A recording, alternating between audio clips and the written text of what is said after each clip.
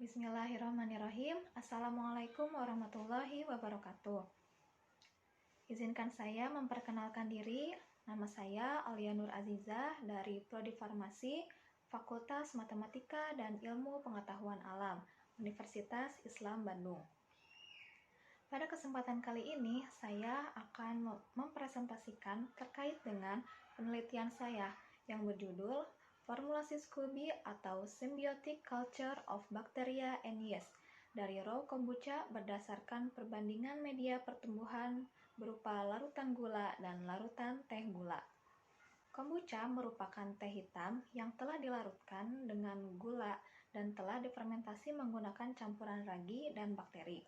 Kemudian, kombucha tersebut menghasilkan hasil samping berupa suatu lempengan yang bentuknya sesuai dengan media pertumbuhannya, yang biasa disebut dengan SCOBY atau Symbiotic Culture of Bacteria and Yeast.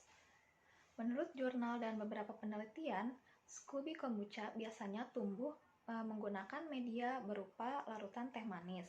Maka dari itu, pada penelitian ini, peneliti ingin menguji apakah SCOBY kombucha ini dapat tumbuh dengan baik jika media yang digunakan yaitu larutan gula saja tanpa menggunakan penambahan ekstrak teh.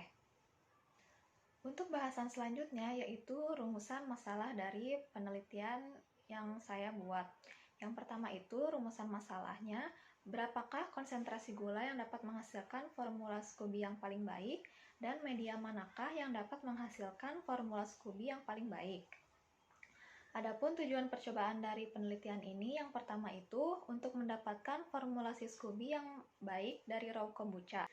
Adapun manfaat dari penelitian ini yang pertama untuk memberikan informasi penggunaan gula pada konsentrasi berapakah yang mampu menghasilkan SCOBY dengan karakter fisik yang baik, serta memberikan informasi mengenai media pertumbuhan seperti apakah yang dapat menghasilkan SCOBY yang paling baik.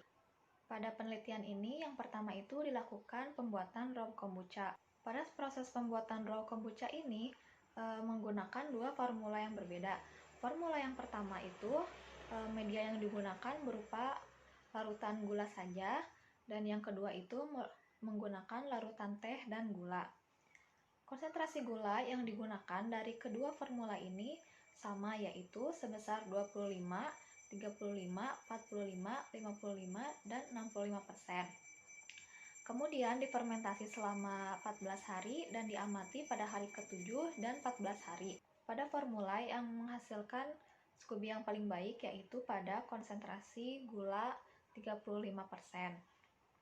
Maka dari itu, formula dengan konsentrasi gula 35% yang menggunakan media berupa larutan teh gula dipilih sebagai starter yang nantinya akan digunakan untuk proses orientasi SCOBY.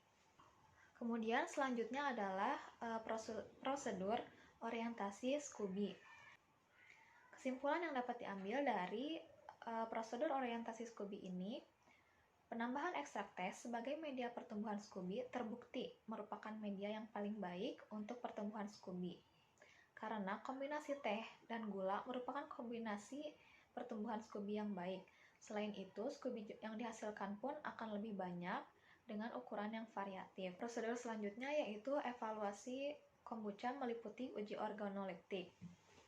Setelah dilakukan pengamatan, terdapat perubahan organoleptik dari sediaan kombucha itu sendiri, yaitu meliputi aroma, rasa, konsistensi, dan keberadaan SCOBY.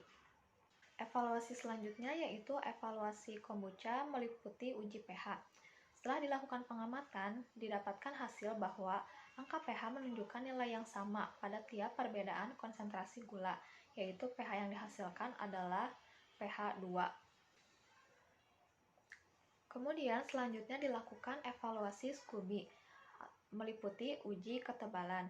Dari hasil pengamatan didapatkan hasil bahwa pada formula dengan penggunaan konsentrasi gula 25% mampu menghasilkan ketebalan SCOBY yang lebih tebal dibandingkan formula dengan konsentrasi gula 35, 45, 55, dan 65%.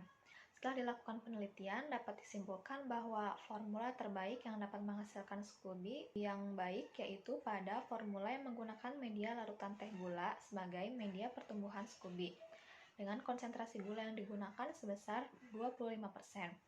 Media pertumbuhan yang baik untuk menumbuhkan SCOBY yaitu media larutan teh karena di dalam larutan teh tersebut terdapat zat kimia yang dapat mendukung proses fermentasi dan pertumbuhan SCOBY.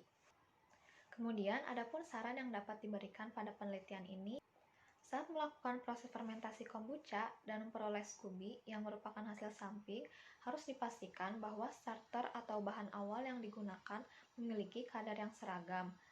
Kemudian, suhu yang digunakan pada saat fermentasi juga harus konstan. Sekian pemaparan terkait dengan penelitian saya. Mohon maaf apabila masih banyak kekurangan. Wabillahi taufiq wal hidayah. Wassalamualaikum warahmatullahi wabarakatuh.